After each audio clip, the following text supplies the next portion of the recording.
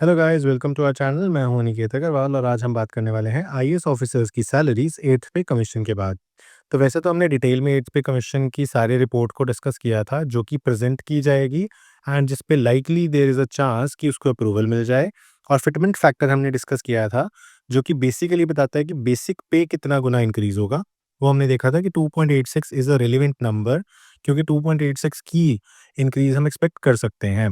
पिछले टाइम पे हमने देखा था 7th पे कमीशन के टाइम पे 2.57 का फिटमेंट फैक्टर अप्रूव हुआ था, उससे पहले 1.86 का था।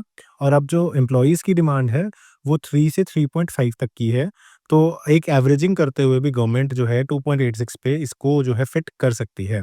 तो सेंट्रल गवर्नमेंट के अंदर सबसे ज़्यादा बेनिफिट इस कारण से जो होगा, वो होगा आईएएस ऑफिसर्स को नेचुरली, क्योंकि वो डायरेक्टली क्लास 1 सेलेक्ट होते हैं और इंडिया के जो सबसे बड़े रैंक्स हैं, सबसे बड़े एग्ज़ीक्यूटिव पोस्ट्स हैं, उनके ऊपर वो बैठते हैं। तो कहीं न कहीं जो आपके पे कमीशंस होंगे, उनके अंदर भी वही बैठेंगे या रिटायर्ड ऑफिसर्स में से कोई होंगे, तो naturally they will be thinking of their cadre. So now without further ado let's start with this video. So सबसे पहले अगर हम बात करते हैं, जब आप आईएएस सेलेक्ट होते हो तो आपका फर्स्ट ग्रेड पे होता है 5400 का क्लास 1 और लेवल 10 इसको बोला जाता है। 5400 ग्रेड पे हम बोलते थे 6th पे कमीशन में, 7th पे कमीशन में इट वाज़ लेवल 10। लेवल 10 के अंदर अभी आप जो लगते हो, वो लगते हो असिस्टेंट कलेक्टर या फिर कई जगहों पे इसको एसडीएम भी बोलते हैं। अगर आप स्टेट गवर्नमेंट के अंदर सेक्रेटरीट में लगते हो तो आप अंडर सेक्रेटरी लगते हो, और गवर्नमेंट ऑफ इंडिया के अंदर लगते हो तो असिस्टेंट सेक्रेटरी लगते हो। इस पे आपको प्रेजेंट तनख्वाह मिलती है 56,100 बेसिक पे। ये अगेन मैं आपको बता रहा हूँ, बेसिक पे के अंदर अभी बहुत चीज़ें जुड़ती भी हैं, जिसके अंदर सबसे मेन फैक्टर है डीएनएस अलाउंस का। और अगर आप सरकारी घर नहीं लेते तो एचआरए भी जुड़ता है, और अगर आपके कोई मेडिकल अलाउंस है, सैनिटरी अलाउंस है, वो भी जुड़ते हैं। लेकिन बेसिकली अगर आप हम बात करें सिर्फ डीएनएस अलाउंस को जोड़ें, तो आपके हाथ में लगभग 87-89,000 के करीब तनख्वाह जो है वो आती है। तो फिटमेंट फैक्टर के बाद ये तनख्वाह हो जाएगी 1,60,446 रुपए। यानी कि डीएनएस अलाउंस के बावजूद आपकी ऑलमोस्ट ऑलमोस्ट डेढ़ से 2 गुना यहाँ पे आप सैलरी देखने को मिल सकती है स्टार्टिंग की। उसके बाद नेक्स्ट आ जाते हैं, आपकी प्रमोशन हो जाती है लगभग 4 टू 5 ईयर्स के बाद, और आप आ जाते हैं 6600 यानी कि लेवल 11 ग्रेड पे में। इसके अंदर अभी प्रेज़ेंट आपकी तनख्वाह है 67,700, और इसके ऊपर अगेन आपका वही डीएनएस अलाउंस जुड़ेगा। तो अगेन आप 56% जोड़ लो तो लगभग 1,05,000 1,10,000 के आस-पास आप पहुँचते हो। अब यहाँ पे हो जाएगी फिटमेंट फैक्टर एडजस्ट करने के बाद 1,93,622, again a very good increase. And उसके बाद इस पोस्ट पे आप क्या लगे होते हो? आप या तो एडीसी लगे होते हो, additional district collector, additional district magistrate भी बोलते हैं। स्टेट गवर्नमेंट में सेक्रेटरीट में हो तो डिप्टी सेक्रेटरी, और गवर्नमेंट ऑफ इंडिया में हो तो अंडर सेक्रेटरी आप लगे होते हो। अब आ जाते हैं 7600 ग्रेड पे, यानी कि अगेन नेक्स्ट 4-5 इयर्स के बाद आप बन जाते हैं डीसी या डीएम। स्टेट गवर्नमेंट में लगे होंगे तो आपको जॉइंट सेक्रेटरी की पोस्ट मिलेगी, और गवर्नमेंट ऑफ इंडिया में आप डिप्टी सेक्रेटरी लगते हैं। अभी प्रेजेंटली इसकी तनख्वाह है 78,800 बेसिक, यानी कि आपका डीएनएस अलाउंस जोड़ के लगभग एक 20, 25, 30 के करीब आप पहुंचते हो अदर अलाउंसेस जोड़ने के बाद। और फिटमेंट फैक्टर के बाद आपकी हो जाएगी 8 पे कमीशन में 2,25,368। तो ये अप्रॉक्सीमेट फिगर्स हैं जो 2.86 फिगर्स फिटमेंट फैक्टर के साथ मैं बता रहा हूँ। It is subject to change. And इसके अंदर जब भी आप याद रखो कि डीएनएस अलाउंस जुड़ेगा तो ये डीएनएस अलाउंस आपका जीरो हो जाएगा। अब आ जाते हैं और अब सीनियर हो जाते हैं। अब आप और सीनियर हो गए हैं, इट इज 700 ग्रेड पे में आ गए, जो मैंने आपको पहले बताया था। These are called super class 1 officers. इसके अंदर लेवल 13 होता है आपका, और प्रेजेंट सैलरी है 1,23,100 की बेसिक पे। यानी कि इन हैंड आपको क्या मिल रहा है? इन हैंड आपका मिलेगा वही 56% जोड़ लो लमसम में, तो आपका हो जाता है समवेयर अराउंड 180 190 के करीब। और अगेन इसमें सैनिटरी अलाउंसेस वगैरह भी आपके बढ़ जाएँगे, एचआरए अगर ले रहे हो तो वो भी बढ़ जाएगा। तो 2 लाख के मोटा-मोटा आप लगा सकते हो। और फिटमेंट फैक्टर के बाद 8 पे कमीशन में हो जाएगा 3,52,000। इस टाइम पे आप अगर डीसीडीएम हो तो आप सीनियर डीसीडीएम बन जाओगे, अगर आप फील्ड पोस्टिंग में हो। अदरवाइज़ नॉर्मली लोग फील्ड पोस्टिंग से निकल कर के स्टेट गवर्नमेंट या सेंट्रल गवर्नमेंट की नौकरी में पोस्टिंग ले लेते हैं। स्टेट गवर्नमेंट में आप होंगे स्पेशल सेक्रेटरी या फिर डायरेक्टर, और गवर्नमेंट ऑफ इंडिया में भी आप डायरेक्टर की पोस्ट पे जो है नियुक्त किए जा सकते हैं। 8900 का ग्रेड पे आईएएस ऑफिसर्स पे लागू नहीं होता, इसलिए हम इसको स्किप करेंगे, क्योंकि नेचुरली जब 7th पे कमीशन में लागू नहीं होता तो नेक्स्ट पे कमीशन में भी नहीं लागू होगा।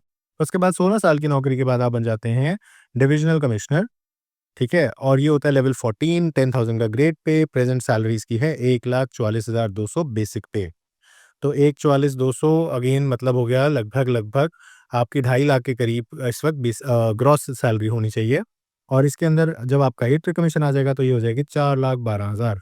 तो जैसा मैंने आपको कहा था, 8th पे कमीशन एक डीएनएस अलाउंस के बाद वाली सैलरीज़ के हिसाब से भी देखा जाए तो डेढ़ से 2 गुना सैलरीज़ को कर सकता है। एंड जितने सीनियर ऑफिसर्स हैं आप, उतना ही ज़्यादा आपका बेनिफिट है। सबसे बड़ी बात 10,000 के ग्रेड पे आने के बाद स्टेट गवर्नमेंट में आप सेक्रेटरी लग जाते हैं, जैसे finance secretary, home secretary etcetera. Commissioner की पोस्ट भी आपको मिल जाती है और गवर्नमेंट ऑफ इंडिया में आप जॉइंट सेक्रेटरी लग जाते हैं, जो कि ऑर्डर ऑफ प्रेसिडेंस के हिसाब से भी 26वें रैंक पे आता है। Order of precedence government of India का ऑर्डर ऑफ प्रेसिडेंस होता है, जिसमें रैंक 1 प्रेसिडेंट ऑफ इंडिया का होता है। अब इससे भी सीनियर जब आप हो जाएँगे, तो आप आ जाते हैं प्रिंसिपल सेक्रेटरी ग्रेड में, जिसको लेवल 15 कहा जाता है। इसके अंदर स्टार्टिंग होती है 1,82,200 से, तो आपकी ग्रॉस पे अगेन 2.5 लाख को क्रॉस कर चुकी है। इसके अंदर आपका 8th पे कमीशन में बनेगा 5,21,000 रुपए। इस टाइम पे आप डिविजनल कमिश्नर होंगे, अगर आप फील्ड पोस्टिंग में हैं। अगर आप स्टेट गवर्नमेंट में हैं, तो आप प्रिंसिपल सेक्रेटरी होंगे, गवर्नमेंट ऑफ इंडिया में हैं, तो एडिशनल सेक्रेटरी होंगे या डायरेक्टर जनरल होंगे, अगर डायरेक्टर जनरल की पोस्ट गवर्नमेंट ऑफ इंडिया ने कहीं पे क्रिएट की हुई है। अदरवाइज़ डायरेक्टर और डायरेक्टर जनरल में कोई भी फ़र्क नहीं होता, as per the service law jurisprudence. Level 16 again is not applicable to the IAS officers, तो इसको हम स्किप करेंगे।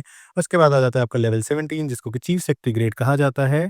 और अगर आप के ऑफ़िस में, मतलब आपके कैडर के अंदर ऐसा है कि चीफ सेक्रेटरी नेचुरली, जैसे सपोज़ करो स्टेट हो गया पंजाब, हरियाणा, हिमाचल प्रदेश, ठीक है? और वहाँ पे एक ही चीफ सेक्रेटरी है, तो आपके 30 इयर्स ऑफ सर्विस कंप्लीट हो गए हैं, लेकिन आपको चीफ सेक्रेटरी बना नहीं सकते बिकॉज़ चीफ सेक्रेटरी ऑलरेडी कोई बना हुआ है, तो आपको एडिशनल चीफ सेक्रेटरी बना दिया जाता है। तो वो उसमें भी आपको यही वाला 17 लेवल का ग्रेड मिलेगा, जिसकी बेसिक पे 2,25,000 होती है एट प्रेज़ेंट। तो 2,25,000 का मतलब हो गया कि आपकी 3.5 लाख प्लस आपकी इस वक़्त ग्रॉस पे है। 2,25,000 को आप जब 8th पे कमीशन में कन्वर्ट करते हैं फिटमेंट फैक्टर के हिसाब से, तो बनती है 6,43,000 रुपए। और अगर गवर्नमेंट ऑफ इंडिया में लगते हैं, तो आप इस वक़्त सेक्रेटरी लग जाते हैं गवर्नमेंट ऑफ इंडिया में किसी भी डिपार्टमेंट में। फाइनेंस सेक्रेटरी हो सकता है, होम सेक्रेटरी हो सकता है, and you have immense power, immense power. सारा बैंकिंग तो जॉइंट सेक्रेटरी फाइनेंस के अंदर ही आ जाता है, तो आप सोचो सेक्रेटरी के पास कितनी पावर्स हैं। और इसका रैंक हो जाता है ऑर्डर ऑफ प्रेसिडेंस में 23। जब हमने प्रिंसिपल सेक्रेटरी को पढ़ा था और गवर्नमेंट ऑफ इंडिया में आप एडिशनल सेक्रेटरी होते हो, तो आपका रैंक होता है ऑर्डर ऑफ प्रेसिडेंस में 25। उसके बाद नेक्स्ट आ जाता है आपका लेवल 18, जिसको हम कैबिनेट सेक्रेटरी रैंक बोलते हैं। ये highest executive officer of the country होता है और प्राइम मिनिस्टर की डायरेक्ट बातचीत इसी पर्सन से होती है। इसके अलावा कैबिनेट सेक्रेटरी रैंक के अंदर कुछ और आईएएस ऑफिसर्स भी होते हैं, जिसके अंदर आपके विधानसभा या आपके लोकसभा या राज्यसभा के कुछ ऑफिसर्स को भी ये रैंक दिया जा सकता है। इसके अंदर जो बेसिक पे है वो 2.5 लाख रुपए है, तो आपकी जो ग्रॉस पे इस वक़्त है वो आपकी 4 लाख क्रॉस कर रही है। और आपके 8th पे कमीशन के बाद यही आपकी जो पे है, it will be somewhere around 7,15,000। और आपका रैंक हो जाएगा ऑर्डर ऑफ प्रेसिडेंस में 11। आपसे ऊपर सिर्फ आप कह सकते हो कि हाई कोर्ट जजेस, सुप्रीम कोर्ट जजेस, अगर हम ऑफिसर्स की बात करें, तो बाकी सारी जो पॉलिटिकल अपॉइंटमेंट्स हैं, गवर्नर्स हो गए, चीफ मिनिस्टर्स हो गए, and all those things, ministers, government के मिनिस्टर्स, गवर्नमेंट ऑफ इंडिया के मिनिस्टर्स, गवर्नमेंट ऑफ स्टेट्स के मिनिस्टर्स, चीफ जस्टिसेस, ये सब ऑफिसर्स आपसे ऊपर रह जाते हैं। So this was it for this video. I hope आपके सारे doubts with respect to 8th pay commission and IAS officers complete हो गए होंगे। एंड आपके स्टेट में भी ज़्यादातर सेम ही अडॉप्ट होता है, तो अगर आप स्टेट सर्विसेज में हैं, तो आप भी अपने कॉरेस्पॉन्डिंग ग्रेड पे और ग्रेड पे लेवल के हिसाब से इस वीडियो को देख सकते हैं, and you will be finding the approximate amount जो आपका यहाँ पे बनता है after 8th pay commission. So that was it for this video. If you have any doubts, you can ask them in the comment section. Thanks for watching this video. Have a nice day.